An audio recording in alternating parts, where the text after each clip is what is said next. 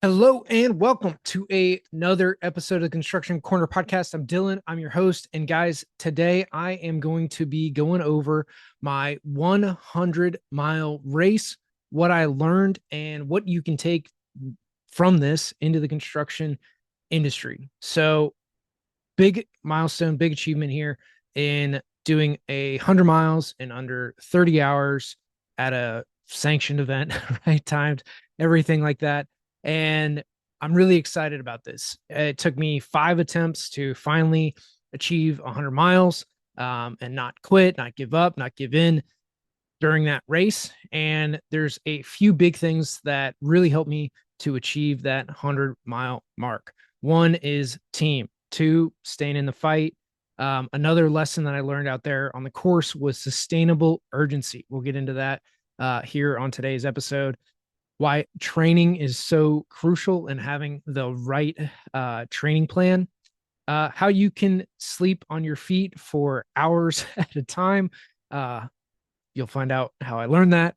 And another one is stick to the plan, right? Trust the plan. There's going to be adjustments that you're going to have to make to any plan, but making sure that you make the right adjustments at the right time. Just keep moving, right? Don't give in to the pain, even though that you might want to quit. Always find another level, always another push, another position to move up. And the stories that you tell yourself is going to be the outcome of your life. You don't know what's going to happen in the future. All that you have is right here, right now, and what you can do about it. One loop, you might be just completely done, and another, you're going to be just fine. So ride the wave, quiet, noise is diminished. The world is quiet when you have a singular focus in a world with so much noise. So again, those are some of the big kind of bullet point lessons, takeaways, and we're going to dive into them in this episode of the podcast. So to give you a little context, I have been running and doing all kinds of events over the last 12 plus years. So my first marathon was in April of 2012. It was the Derby Marathon in Louisville, Kentucky. And then in October of that year, I ran the Chicago Marathon and have been running marathons ever since. Done, I think, over a dozen marathons at this point. And then in 2017 was my first big foray into really some ultra distance running. So my first ultra marathon of any sort was the Leadville 50 there in Leadville, Colorado, which is at 10,000 feet. And you do 50 miles through the mountains of Leadville, never going below 10,000 feet in elevation and peaking out above 12,000 feet. And then I forget what the gain is on that course, but it's over 10,000 feet of gain. So very tough, rugged race. And that was the first one I decided to do as my intro to ultra marathons. With that, at the time, I was living in Indianapolis, so sea level, really no hills to speak of. And I just ran a ton, forced my way through that race, that training, ran back to back weekend marathons, was like, volume is going to make up for this. And we're just going to brute force it to get through that race.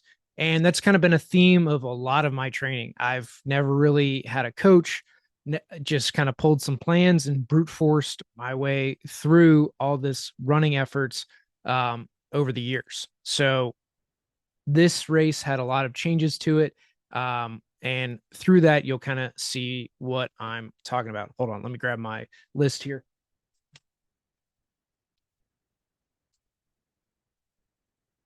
So one of the things that I want to go through here too is, so I've done two Ironman triathlons, two full Ironmans, two half Ironmans. And so with Ironman, it's a 2.4 mile swim, 112-mile bike, and a 26.2 mile run. So, decent swim. It's going to take you, well, the top guys finish in an hour. The rest of us finish in like an hour and a half, an hour and 40 minutes. You have 2 hours and 20 minutes to finish the swim. I forget what the bike cutoff is. I think it's 8 hours. After that, 2:20, and then you have until midnight to finish the run. There are some other cutoffs in there as well. So with that, I finished Ironman Louisville and Ironman Lake Tahoe when they still had it in Tahoe. And then so I did Ironman in 2013 for Louisville, 2015 for Tahoe, and then in 2017 I did Leadville 50. And then from there I went and did a bunch of 50Ks. So I did Marlette Lake, which is on the north side of or east side of Tahoe. I've done that race twice. Big Chief, which I did again here this summer, but 3 times doing that race. I did 50K in Berkeley, which is again 31 miles and change. And then, so in 2019, I attempted the Antelope Canyon 100-mile trail race. So Antelope Canyon is in Page, Arizona. I've talked about this a couple times on the podcast, but it's in Page, Arizona, right on the border of Utah and Arizona. So super far north there. Horseshoe Bend is there. Antelope Canyon is there, and it is part of the I believe it's part of the like 5 parks deal. So Bryce, Zion, uh, Canyon, like all those parks there in Utah. And then this is in Arizona. So kind of on that southern tip of all those other parks that are in southern Utah there. So, and then I did Ultra Trails Lake Tahoe, which I attempted to do 100 miles there, but only got 50 miles. Also in 2019. So those 2 races I attempted in 2019 with Antelope Canyon getting 62 miles and then Ultra Trails Lake Tahoe getting 50 miles. So let's kind of go through that initial race for Antelope Canyon. So Antelope Canyon was in March of 2019. And with that race, I'd kind of just trained again, brute force, ran a bunch of races. Winter's a little harder to train, but was in pretty decent shape for it. And for this race and with 100 mile in particular, you're going to have to run through the night. And I really not trained at all for that piece of the race. I didn't think it was going to be that bad. I didn't think I'd have any issues with it. I'd run in the dark at other races because for 50 milers, you definitely run in the dark. It's something that, is just going to be a part of it. You've got a 14-hour cutoff. So with that, you're going to either run in the dark for the beginning or for the end, sometimes both. So there's always going to be a portion of it where you're going to run in the dark, and that's just how it is. So with Antelope Canyon, really, I was doing great, hitting all my cutoff times, getting through everything. And at mile, it's probably about 58. A guy ended up falling asleep in front of me on the course. And so at Page, it's a rim trail. So on one side of it is the town, kind of typically to your right is the town. And then to your left in a good chunk of the race, probably on this 10-mile rim trail, like 6 miles of it, you have a cliff effectively on your left-hand side, and you're running a single track trail. So there's nothing, there's no guardrails, there's no nothing between you and like 100-foot drop. So kind of freaked me out. Um, and it was not anything with my legs, my body. Really, that guy just freaked me out. So it was totally my mind that took me out of the race. Ended up walking to the finish line, said I'm done, and that was that. Then tried again in October of 2019 at Lake Tahoe. So it starts at North Star. They're on the north side. I don't think they really do this race anymore because it is brutal. It's 11,000 feet of gain per 50-mile loop. There's 2 50-mile loops, and you climb this ski mountain and then you ascent to other peaks. It's kind of insane what this race is. And I got through 50 miles of it and it was basically done. I'd already come past cutoff effectively for the 50 miler. Probably if I really wanted to, they would have let me go, but I was not in any shape to do that. My legs were done. I was just not doing well through that entire race. So again, quitting at 50 miles, it just didn't feel good, right? Like I wasn't physically ready for it. Mentally, I still wasn't ready to get through the night. And that's kind of been a big thing. So 2 things really is some of the physicality and training, and 2 is the mentality of getting through the night and those kind of deep, dark, alone periods in the middle of the night. And then 2020, obviously COVID happened and all the races got shut down. I really wasn't training as much or training like I should because I didn't have races on the calendar. I've always had like a 50K or a marathon or something on the calendar to kind of look forward to and somewhat stay in shape. So it's really been a part of my life for the past 12 years in doing these types of races and doing them again on a regular basis, 1, 2 marathons a year, have a 6 month kind of training cycle. And that's just been my life for the last 12 years. So with that in 20, 2020, 2021, think I started running again in 22 for sure in 23. Getting back into the habit of going and doing these races and running again. So in 2023, I attempted the 100 miles at Cascades 100, which is in Bend, Oregon. Runs from Bend to Sisters, and I made it 57 miles in that attempt before I missed cutoff. A couple things in that race were really I just did not have good aid station management. I had chafing issues. I had some stomach issues. So nutrition was a little bit of a problem. Chafing and gear was a little bit of a problem. Having a light at night was a little bit of a problem. And again, when I missed cutoff by 10 minutes, all these little problems, these little time pieces do add up, and that contributes to missing a cutoff.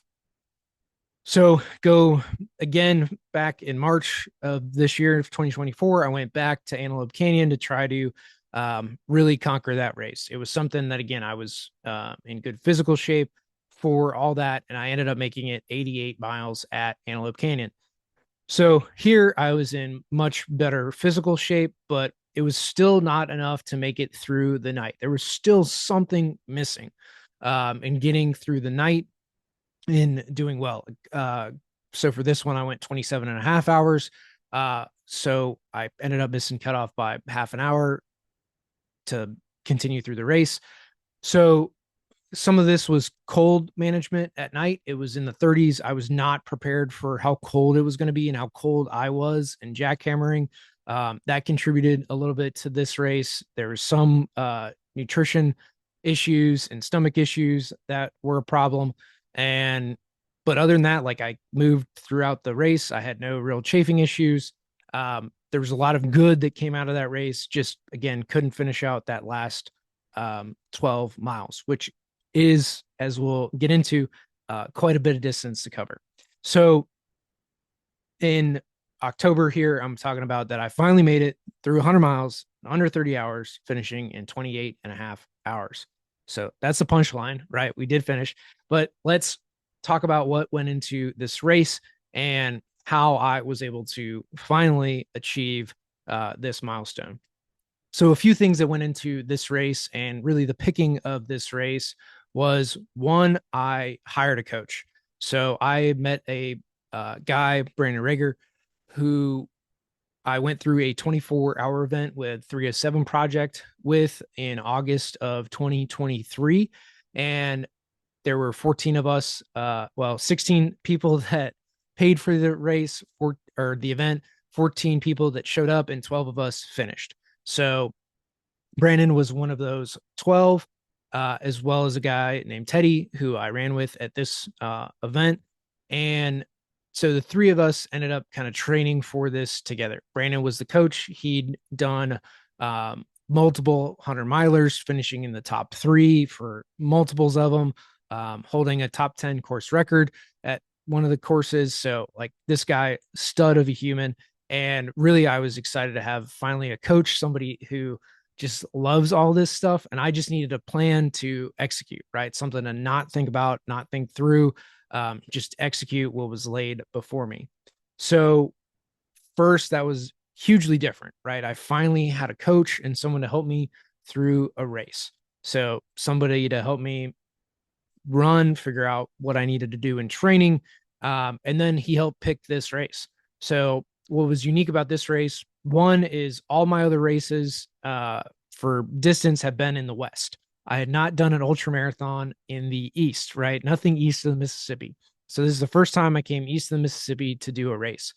This race also was a 4.1 mile loop that we did 25 times, the total of 102.5 miles. In a loop course, what is awesome is you have the same aid. You're going to see everybody every 4 miles. And actually, the way that this course was laid out, there was really 3 spots that Brandon could see us pretty easily without having to move a bunch throughout that 4.1 mile loop, which made that hugely beneficial. And then also, there's no logistics. The like team doesn't have to move anywhere. I don't have to know where I'm going or directions or anything like that. So it takes a huge mental load off when you don't have to worry about a turn or where you're going or anything like that. So another huge benefit of having a loop course. Another thing is that we could have a tent and everything set up for us. So again, didn't have to think a lot. It was easy to come in, get resupplied, all the stuff that we wanted, and then go back out and do it again. So different training. Also, I had somebody to run with for the majority of this race. So Teddy ran with me. Brandon, unfortunately, had an ACL injury. So and we knew this, multiple weeks going into the race where he was not going to run with us, but he was going to be there and coach us through and run basically our crew chief for the race, which was hugely beneficial to have somebody that could monitor us, be mentally coherent throughout the race. And then for Teddy and I to run so that I had somebody with me out on the course to get through it. And again, this is going to be a huge thing once we kind of get deeper into the race as to why that was so beneficial. So with this, I hired a coach, had somebody to run with, did different training and different type of race. And then we went to the East Coast. So the elevation of this race was 850 feet versus these other races I'd done at altitude. Total gain for the race was 90 feet per mile. So we gained like 9,000 feet over the course of the race, which compared to some of that I've done is not crazy. Like there's some hills in it, but it wasn't brutal. And then again, not being at altitude was super helpful. And then I live at 3,500 feet, trained at 5,500 feet. So I had a lot of benefits going into this race of just being strong physically leading into it. So here's the plan that we had kind of out of the gate for the race was keeping the heart rate down. So Teddy, the guy I ran with, I've made fun of him throughout the race and that like I had to check him for a pulse because his heart rate was so freaking low. I mean, this guy, again, physical specimen, just stud of a human, also just a great person. So both Teddy and Brandon, again, physically just studs and then also fantastic people. So I was so glad that I had the opportunity to run with them, to train with them, and really go through this whole journey with them. So we started May 1st of this year in training. So that's 20 weeks that we had in training, 144 days. So 21 weeks just about was our training cycle for this race. And through that and all those training sessions, and we had 144 of them, I missed 3, like less than a handful of trainings did I miss throughout the entire training schedule. So one, I was super committed to this training regimen that I was going to hit this 100, and physically I was going to be as prepared as I could be to meet this. That meant that some of my trainings I did at stepping onto a treadmill at 1 a.m. to get 8 miles in when I was traveling. Some of this meant I was running super late at night or getting up super early to do it. Like I made sure to get in all of my training for this race, for this 100 as prescribed, right? I wasn't going to think twice about it. I was just going to do it as prescribed. So out of the gate, we did a lot of heart rate training for this race early on and basically building up our heart rate muscles, right? Our physical fitness, and heart rate training is a bunch of that. So you basically run slower, but it is to gain physical fitness. So running slower for set duration, like 10 miles or whatever, to keep that heart rate down does actually benefit you in your fitness. So something I hadn't done whatsoever, and did quite a bit of that in the first kind of big block of training, which really helped to increase and improve my fitness.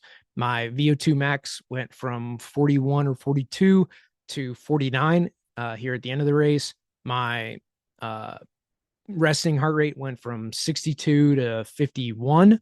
So, I mean, just huge health benefits overall from this training, and was just, again, a huge thing to go through and see that type of improvement over, 20 weeks. So, at the beginning of the race, my heart rate was supposed to be under 140, and then Teddy's was going to be under 120. And I think he might have hit 125 throughout the entire race, which is just absurd for how fit he is. So we'd go a little slower out of the gate. We weren't going to rush it. We were going to walk a good amount. And really, this has been a totally different game plan than what I'd done in other races. So, other races, I would kind of go out of the gate fast. I'd be running and then blow up, and really not have any withstand power for that backside of the race. So for me, this was a huge change as to how I approach the race, in going slower out the gate, watching my heart rate, not really looking at my pace at all, just watching my heart rate, making sure that thing was low. And especially as we got into the heat of the day, to keep it down, not blow up, right? Not get totally winded and beat, but to just be steady so that by the time we hit the night, we could start running and do well through the back half of the race. And we'll talk about how that came into play here for the back side of the race. So again, it's hard to put reins on a horse, man. Like, you just want to get going right out of the gate. So something a lot harder for me to do, and to kind of keep that for it. And for the first 20 miles of this race, like, my heart rate was just all over the place. It would spike up, come down. Some of it was the adrenaline of the start of the race, and getting all this energy in. And it took 20 miles for my heart rate to flatten out, which might seem like a lot, but again, in training, like, this is, and for this type of race, this is like just the start of a 100 miler. Like, we're at this point 5 hours in. We started at 8 a.m., which was also a really nice thing. It's starting at 8 a.m. I could be on kind of a normal sleep cycle and not getting up at 4 in the morning to be at the race at 5 to get all my stuff ready for a 6 a.m. start. Like, this was super nice to have an 8 a.m. start. I really, really like that piece about this race. We could go get coffee, and I could eat and have some time to digest and just be on a normal sleep schedule. So that was really cool. But so 5 hours in at 20 miles, you're now looking at 1 o'clock. So you're starting to get into the heat of the day, and just kind of get through that first section. You're warming up still effectively. And, again, just the whole point of this first half of the race is, eat well, drink well, make sure you're hydrated. And I mean, we were peeing like 2, 3 times a loop, which kind of got excessive at some points, where we really had to back that down. So really, in this 20 mile range, for me, was just like settling in, getting used to the loops, figuring out where we're going to walk, where we're going to run. And then what was interesting, so at mile 30-ish, Teddy kind of hit a wall. And because he started asking, like, how do you know that you're, or how do you get through low periods of the race? And for me, I was like, man, I've never been able to come out of a low period during a race. Like, once I hit it, I couldn't ever climb out of it. So, which was kind of foreshadowing in this race. But so mile 30, I'm talking through with him on that. It's like, hey man, you got to like find something to cling to get through, to come out of it. I haven't been able to, because usually I hit it at night, and not anything during the day. Like, I've never experienced any lows like that early in the race. Usually it's at mile 40, 50, when we're starting to hit nighttime, is when I start to hit these kind of walls and low periods through the run. So it was really interesting to hear that from him that early. Like, he was running well, feeling good. But again, everyone's going to experience these different things during the race. I mean, this was his first 100 miler, his first big ultra marathon. So he really hadn't gotten into that 30 plus mile range where I've done again a number of 50Ks, like uh 2, 5, 6, 6 50Ks plus my four other attempts. So 10 plus Leadville 50. So I this was my 12th ultra marathon, well, 13th, because I did another 8 hour trail race where I got 28 miles in. So like I've done quite a bit of these over the years, um, to where 30 miles was, just another day. And again, I know this sounds absurd for those of you that is are haven't done a marathon or anything like that, but you kind of get accustomed to these types of distances and being on your feet for 4, 6, 8, 10 hours.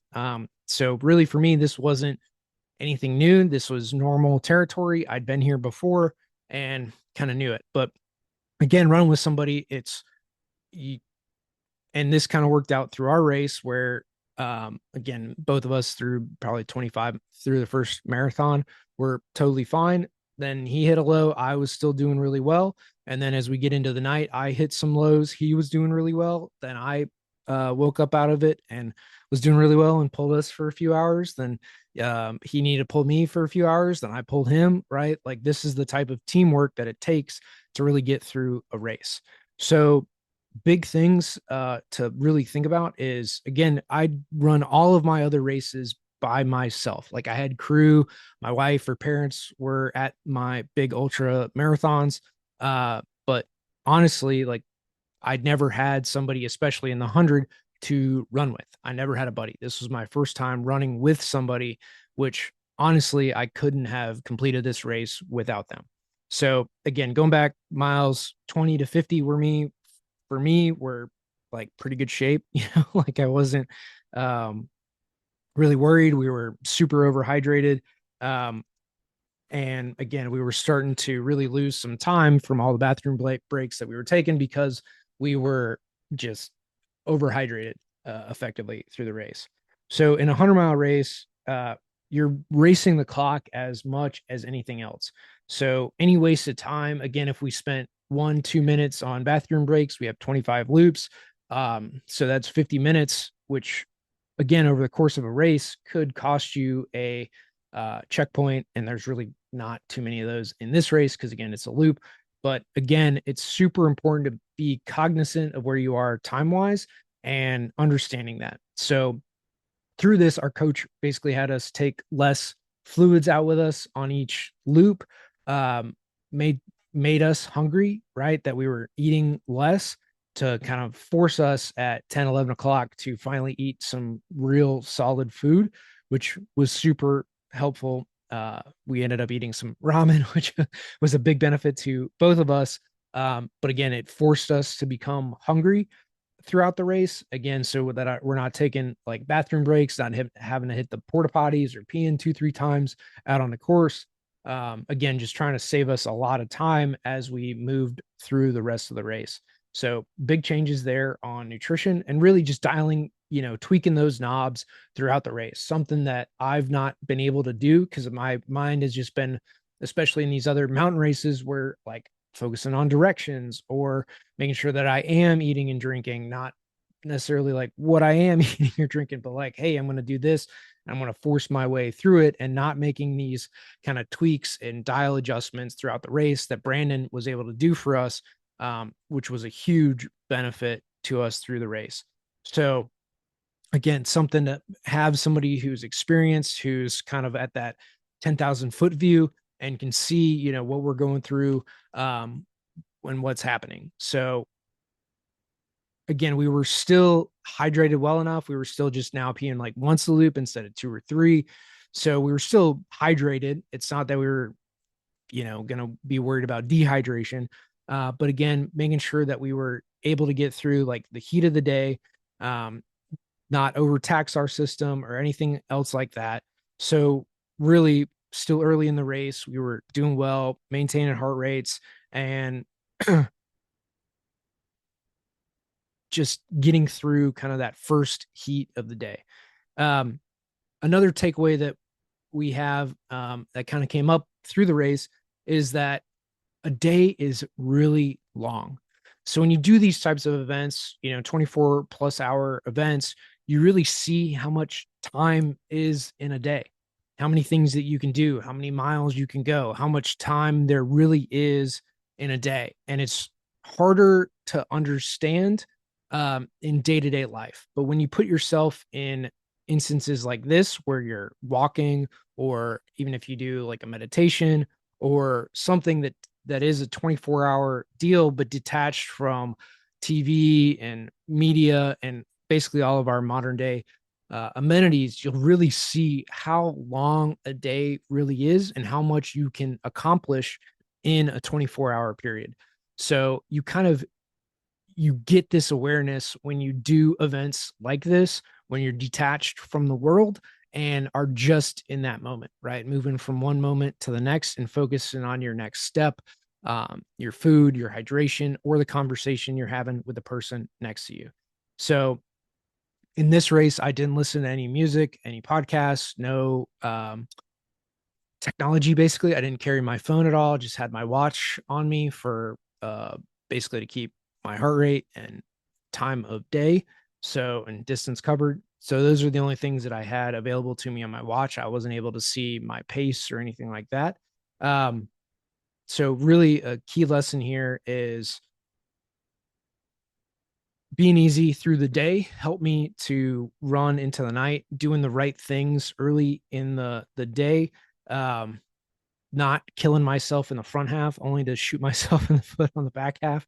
So huge thing here. Um, and this time, going into the night, I had more energy for it. So we were basically consistent throughout the race. Um, we were running hour 20. Um, and for me, like throughout the day until 11 p.m., I was doing really pretty good. 11 p.m., midnight, and at this point, I started to hit a low in a way, and I hit it in a few different ways. One, I started to basically fall asleep on my feet. So, and it's not something that like I could control. It was like anytime we were running, my mind would be able to focus and I'd be like awake and cognizant. And then walking, I would be in and out of consciousness, like stumbling, um, and my brain would just kind of shut off. So again, luckily I had Teddy so that anytime he ran, I ran. Anytime that he walked, I walked, and I could follow him through this, 4 or 5 loops that I was just completely out of it. And then at some point in this, probably around 3:30 in the morning, I also was like falling behind, wasn't keeping up, and just like beating myself up at this point in the race. And what ended up happening was we were kind of coming out of the woods to the backside of where the aid was. So from the start, you basically run like a mile and a half loop, would come back to aid, and then we have 2.5 to get back to the start finish line. So in the first I think it's like 3/4 of a mile, we'd pop out of the woods, and then you go down this long grass runway, through another section of woods, come out, and then we'd be into aid. So on this kind of backside we'd come out through a hill and then out onto this grass runway. And I was like, Teddy, you just go ahead, man. Like, just go and lead me. And Brandon was luckily there on this turn, because I think he could kind of sense how like bad I was doing. Right. I'd like asked for my jacket. And I kind of had a thought on that loop was like, well, I'll just grab my jacket at the start finish, but then I'll just throw in the towel. So luckily, Brandon was the one that was there, not my wife. And he just gave me my jacket and I kept moving. Right. Because I wasn't going to tell him that I quit or anything like that. So, and I never uttered the words quit, which was also a really big thing. I think whenever you give your words, your concerns, your worries, an actual voice, when you ever put that out into the world, it is what is going to happen. You will fall apart from that moment forward. So when I told Teddy, like, hey, just go forward, go on, man. And this is the only time that I said it. Brandon was there and he was like, that man is not going to leave you. you can do whatever, but he is not going to leave you. And so for me, having somebody that I was going to run with and that Teddy was staying behind to help pull me through, and that Teddy also voiced that, hey, I don't have a personal goal for this. My mission is to help you through this race, which a lot of us can't always receive help through a race, through anything that we do in life. And it becomes hard to accept that type of help from people, especially when you're in those super low moments of like, I don't know if I can do this anymore, man. Like I'm falling asleep on my feet. I'm tired. I just want to go to sleep. Right. And it's not that I wasn't physically able, like physically my body able to, continue to move. Like I continue to walk, all that kind of stuff. But I knew we were starting to hit up on time. I knew time was starting to become an issue. And like my other races, I was just going to like run out the clock kind of thing. Um, but then when Brandon said that and Teddy was showing through his actions that like, hey man, I'm not gonna leave you. Like, yeah, I'm a little bit ahead of you, but I'm not gonna leave you out here and just run off, was like, okay, well, I'm in this. And I wasn't fully awake yet, but what I was now committed, like, okay, I am in this, right? I'm not quitting, I'm not giving up on myself. I am gonna stay in this. And that kind of echoed through the rest of the night. So we had another 4 hours basically until sunrise, and in that was like, I am not a quitter. I'm going to finish this race. And so, and I've had in the last 3 4 hours of that time period before that happened, that was kind of the dialogue, was like, I'm not doing too good. I'm falling asleep here. Like I'm literally sleepwalking for hours and I don't know how to come out of it. Like it's not something I can consciously control. It seemed like any energy drink or coffee or anything that I took just, made it worse. So it's like nothing is fixing this thing. I'm just falling asleep here, right? Like how can we fix this? And so through that, it's like having these conversations of like, are you a quitter? Are you going to just give up on another race and not finish this thing? And it was kind of like that internal dialogue and battle of like, man, no, I'm not a quitter. I'm not going to quit this race. I'm going to finish this out. I'm going to prove to myself that I can do these hard things, that I can make it through all of this, that, I have the team, I have the people here. I've trained for this. Like we're going to get through it. And that critical moment, I had the right people at the right time tell me the right words that I needed to hear to get through it. And then Brandon was trying to also like get us to pick up the pace and all that. I was like, dude, I just can't run any faster now. Like I'm falling asleep. And then we come into the tent kind of, I don't know if it was this loop or the next one, but he was like, you have to run 70-minute loops to meet cutoff. Right. So we had like 9 loops left at this point. You have to run 70 minutes per loop to make it. I was like, okay. And I flipped my watch over because now heart rate was out of the picture. Brandon was like, run whatever, you've got to just make it. So we weren't trying to keep, like, all the reins were off, right? I'm not trying to keep my heart rate under anything. Just run. And so at this point, and obviously being at night, it was a little colder. I had my light jacket on. And at this point, I was then able to, I flipped my watch over to just time of day. So it was like, okay, 4:30 in the morning, let's go. And our next loop, and really through the end of the race, well, so our next loop was like 62 minutes. So we came in, Brandon was actually taking a nap, came in, my wife was there, got us our bottles filled up in our 2 minutes or 90 seconds, whatever our little break was. Sat down, refilled, got our snacks, and out. And I was like, well, you could tell Brandon he can go back to sleep. And he, started to wake up kind of by the time we left. And he's like, what's going on? Like, what happened? What do you mean? And I found that kind of funny, that we'd beat his expectations around where we were and just started really booking it through there. And for the next, couple hours, like I was back awake. Now I was pulling Teddy through his low periods, and I was being the tugboat.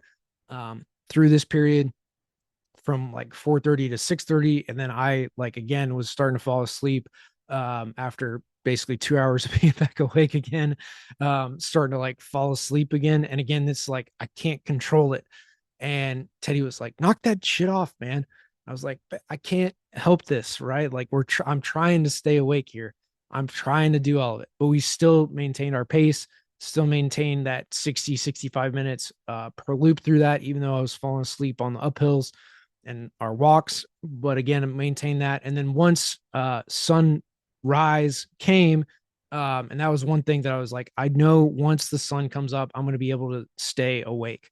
Like I'm not going to fall asleep once that sun breaks, right? Once daylight comes. And so I was really just trying to push myself through to that point. Again, once I got over my low point of like, okay, I am in this, I'm not quitting, I'm staying in the fight, we're going to be here to finish it. And through that, was able to start running all of this. And so we hit 15 hours or a little over 15 hours at the 50-mile mark, which, or maybe right under, we were right around 15 hours at the 50-mile mark. So we'd have to do the same or better for the back half of it. So the last 36 miles, we were going to be right at cutoff of 30 hours. So we were very close to like not finishing this thing. And so in that back half, we again picked it up in that 36 miles. And I kind of knew from the 50K that I ran earlier this year that we did in 8.5 hours. And I was like, well, that was a little slow for me again, because I was pulling a buddy through it. And I was like, well, I know I can run a 50K in 8.5 hours. So here we have, from 4:30, I've got till 2 o'clock. So we've got 9.5 hours to run 36 miles, totally doable. And then we picked it up and were able to run really well through that last 50K and finished, strongly. So through this, we got faster. Like we got much faster. We were dropping 10, 15 minutes off of our lap time, which is huge. So 4 miles, we were dropping 2-3 minutes per mile pace off, which again in running is like it's an eternity. So we were finally doing like everything right. And again, once that sun came up, I got a ton of strength. We were running strong. My legs felt good. There was like no problems with like my nutrition was fine. I felt I had enough energy. My legs felt really good and strong on these downhills. I knew that I could run that distance and that time or faster, honestly, through it because I had just done it a few months prior. All I had to do was stick it out, to stay in the race, to not get injured, to just keep running, keep doing the same things I'd been doing and stay in the fight. So what happened at mile 86 or so was where we come through the grass runway up and around. It's daylight where I'm feeling good. I'm back awake. And Teddy's behind me as we're going down this hill. And he's like, man, I got to be honest with you. I don't think I'm going to be able to finish with you. And I was like, what? Like, what do you mean?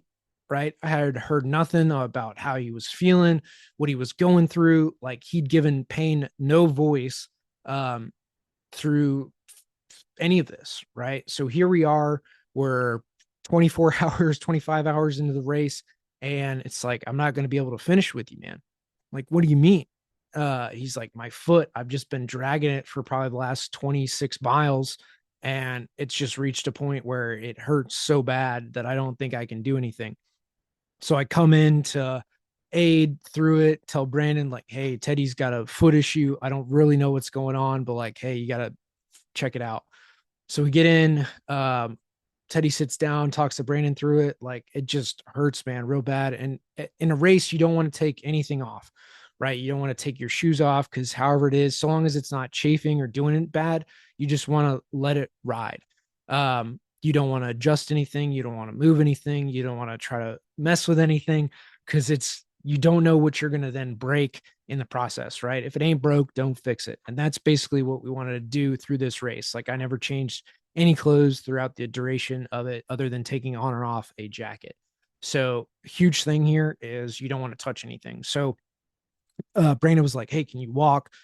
You're just gonna have to walk and power this through." And then for me, it was like, "Hey, just take your time here, eat a little bit, you'll catch up to him, and then just see where he's at." Well, when I caught up to him, he was just not doing good. And part of this, well, it's two things. One, I think the pain did reach a point to where like he could not walk.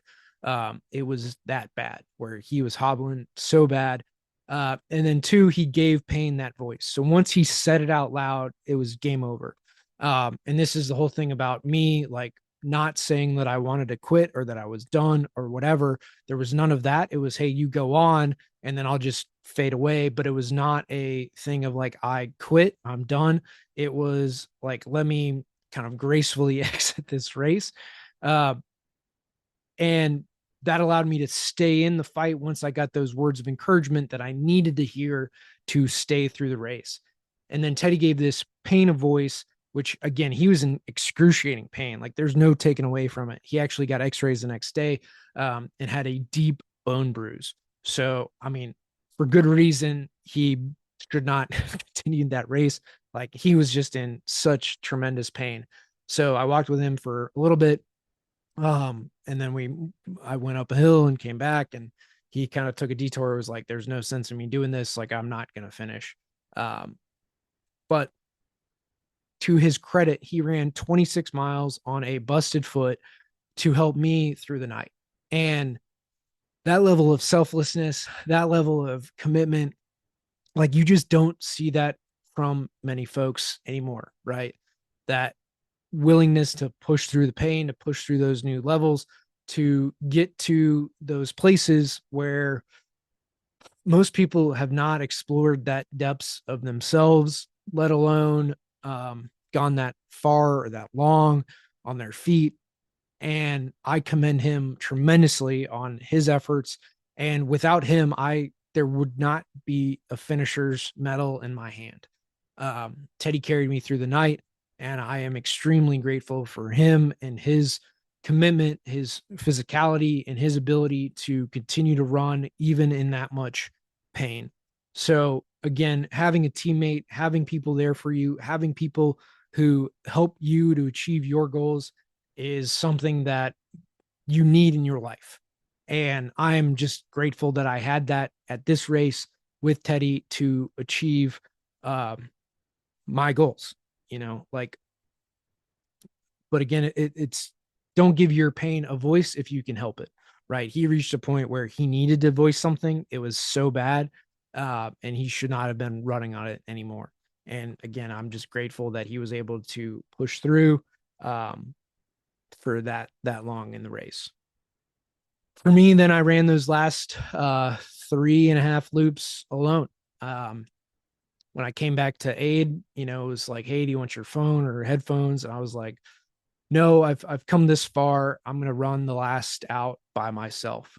And all I thought about during this race and these last few laps was one, that I couldn't have done it without the people that came with me, without my wife doing aid and being there to support me, without Brandon and his tweaks and edits throughout the race and diet, and then with Teddy, and doing everything that he did um, throughout the night. So I knew that I was going to make it, right? I was running strong. I was feeling good. I just had to keep doing the right things. And so for me, this was making sure that I didn't do anything stupid, that I took good steps, that I stayed in the moment, that I didn't think too far ahead, that I was just here. And so, but I knew that I was going to make it. Like there was no doubt in my mind that I was going to finish, right? I knew I was going to cross that finish line. Um, and I, again, just didn't quit through the night. So through these last few loops, it was again like I made sure to stop and reapply all the chafing cream so that I didn't chafe up in the last 6 miles, right? Which would be like an hour and a half, which is again a good amount of running. So for this, I made sure to do all the right things, to eat well, to drink well, to continue to do that. And there was even guys out on the course that, like, when I crossed the finish line, again, start finish with maybe 2 laps to go, a guy was like, "Hey, make sure that you're eating and drinking, right? Coca-Cola is your friend here."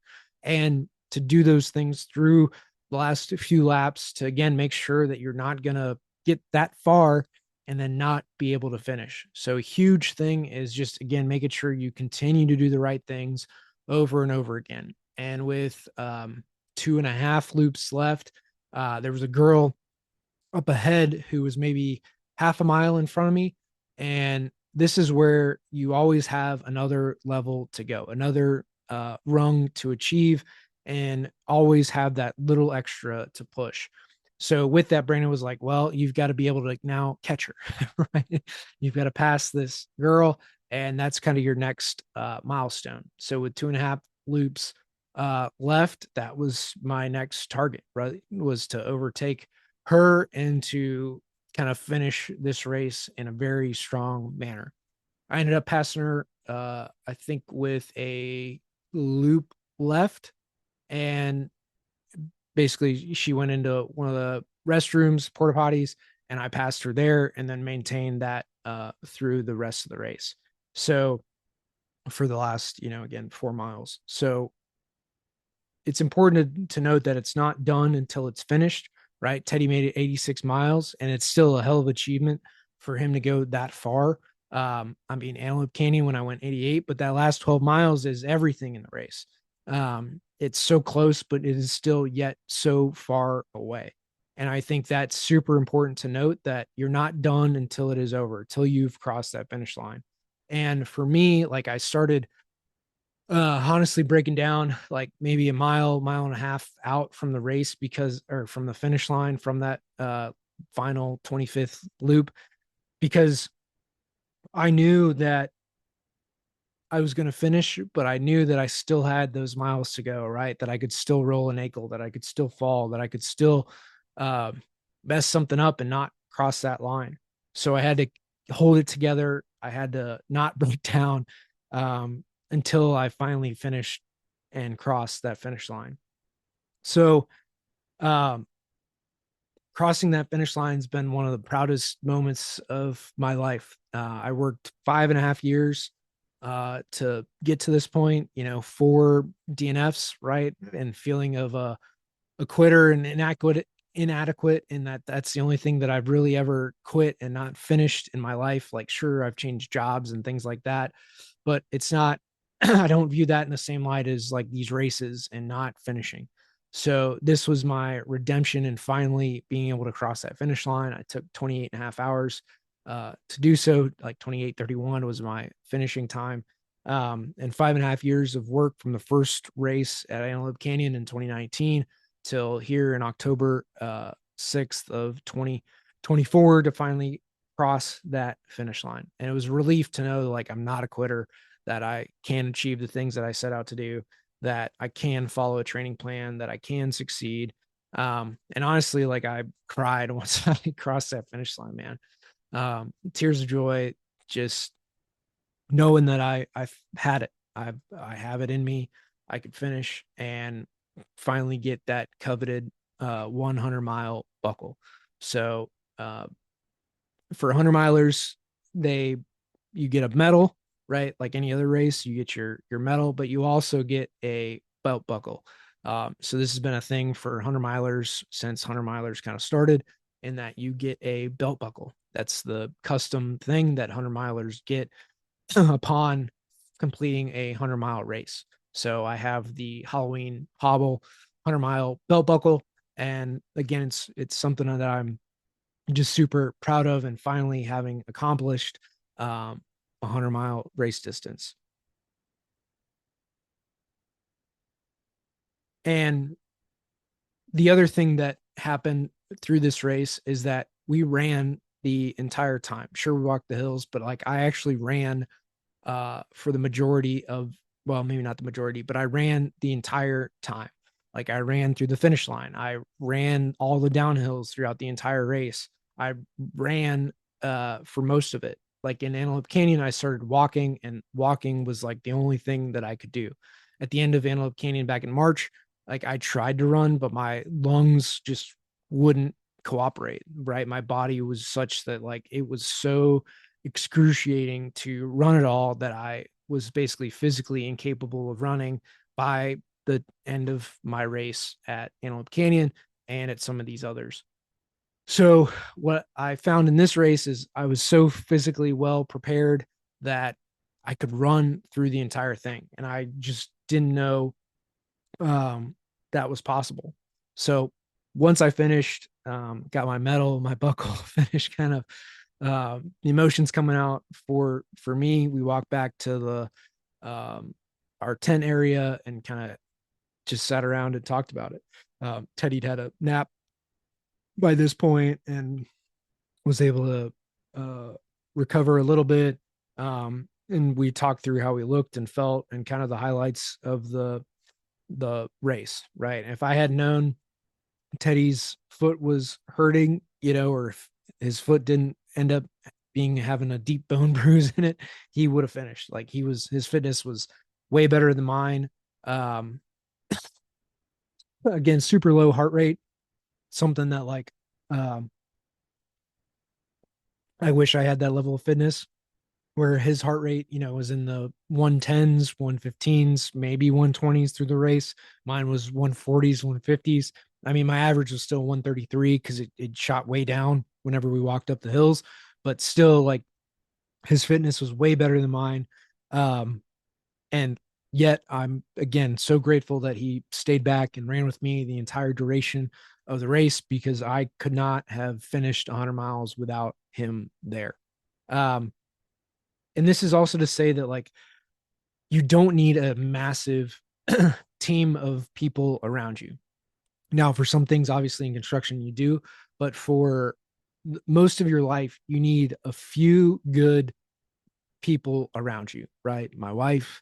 I had my wife, my coach, and a running teammate. Like that's all I had, three people. So you don't need a huge uh, team around you. You just need a few really good ones to get you through the hard times, the challenges that you encounter in life. And so, for those of you out there that don't have that, I recommend really finding it, but you have to give into those people so that you're able to receive, right? And find these people that are somewhat selfless, that are willing to go and do hard things with you and really forge that bond through kind of adversity and tough times. So having the right people around you is really what matters. Again, I couldn't have done this without my training, without my teammates, without this type of course. So really, a team is the biggest thing that you need um, through a race. Um, After that, we kind of departed. I went back to the hotel room, uh, slept pretty much as soon as I got home or to the hotel for 4 or 5 hours, ate some food. After I woke up, then we went back to sleep for a few hours, caught an early flight out of Charlotte, and went home, slept on the plane a little bit, and used Monday to kind of recover. Um, and get back after it. The other thing with this training and everything that I went through, this was probably the least sore that I've ever been after a race. This was the fastest recovery I've ever had after a race, and the best I've ever felt after a race. So, a lot to say for the training of this race was I was in the best physical condition I've ever been in, and really did extremely well in recovery and here the week after the race. So, again, your team really matters. You staying in the fight and being able to just take that next step, right? Don't worry about the things down the road. And whenever I was worried about, oh, I'm not going to make time or all this or that, really was a detriment, especially because we shaved 90 minutes off in the back half of the race, right? I ran negative splits for this race and shaved 90 minutes off, which is huge. Like shaving 90 minutes off in this type of race over that distance is incredible. So, like, again, running the second 50 miles faster than the first is such a feat, but it goes to show like if I'd kept worrying about the time or where I was at mile 50 or 60, like it would have been a completely different outcome versus then worried about what do I have to do on this loop, right? 70 minutes. Okay, we got to be below 70 minutes. Good. Let's run, right? And so that helped a ton. Sticking to that running plan up front and trusting it was a huge deal, right? Big thing as we went through the race. Adjusting the food plan as we went, for what we ate, how much we ate, more salt, less salt. What do we need for potassium or electrolytes through the race, right? Brandon made all of those adjustments, how much food we need, all that kind of stuff to keep us hydrated and in the fight.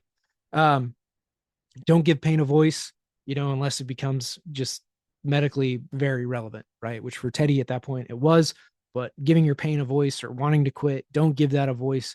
Um, just don't, right? For majority of times, there's very few exceptions to that. The stories that you tell are going to be the outcomes of your life. So whatever stories that you're telling yourself that I'm not going to make it, I'm not good enough, whatever is basically what the outcome of your life is going to be. So when I shifted that to being like, I'm in this, I'm not quitting, I'm going to stay in the fight, we're going to finish this thing, that became the outcome of my life. So make sure that you're telling yourself the right story, the positive story, the story that is going to get you through into the other side, whether that's, for your family or whatever it might be for you. This was very much an ego thing for me to get through that race. Again, you don't know what's going to happen in the future. You would have told me that I'm going to negative split this 100 and run the second half faster than the first. I would have told you that you're crazy. Yet here in this race, that is exactly what happened. So don't focus too much on the future. Like have a plan, execute the plan, and just stay in that. And so one of the biggest things too in business is we get to projecting into the future and what's going to happen or this or that. And the more that we can say right here, right now, is going to be hugely beneficial to us. Another thing is kind of ride that wave. You're going to go through emotions and you kind of you're along for the ride. You do need to fight some things in the negative emotions that you have, but when you're feeling good, kind of ride that as much as you can and continue through that. So there's going to be ups and downs that you're going to have in life. Some things you do need to push back against a little bit. Other things you just need to go with the flow on. And some of that is just being able to feel your way through it and what you're going to be able to do to get to the other side of it. And then in a very noisy world, man, I was not stressed about what's going on in the rest of the world as I'm running this race. Being out there in the woods and talking to, good people throughout the entire race. I had no worries about anything else. And it gives you a peace of mind. And in a lot of my training runs, it's just that, like people are pretty good when I go and run in these parks and in these places. It's a good feeling being around folks and me showing them what's possible. I ran on a 4 mile loop around a beautiful mountain lake, and a lot of people were hiking that, and I ended up looping them because they're hiking it and I'm running it. So they see me 2 or 3 times and can't believe that I'm one running this very rocky mountain trail, two that they're seeing me multiple times, and three, hopefully I'm inspiring some of them to show them what's possible. Finishing this race, not many people finish a 100-mile race, and it just goes to show you what is possible, what you can help set examples for other people, and letting them know what is possible for them in their life. I heard from somebody, one of my wife's friends, that like, you make me want to set a goal and be inspired to like, have something to achieve for myself. Right. So doing this, it does have a ripple effect.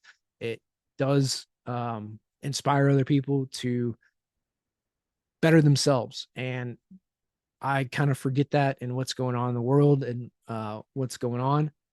So really doing this race helps remind me of that, and that there's just a few things that we can do to help make the world a better place, to set the example for others. And in the construction industry, we can do that through our jobs, through our experiences, through our work ethic, through showing up just as a good person every single day for people. So I learned a ton out of this. Again, you don't have to run a 100-mile race to do this, but going through that night cycle and going through like 24-hour events, seeing how long a day is, seeing and thinking all the thoughts that you end up going through and the emotions you go through in a 24-hour period is super enlightening. So I feel so much lighter after this race. A big weight has been lifted, and now being able to finish 100 miles. So for me, it was the thing that's been weighing on me for 5.5 years and not finishing it. And I'm super glad to finally have completed a 100-mile race. And so this is the race recap in this episode of the Construction Corner podcast. Until next time.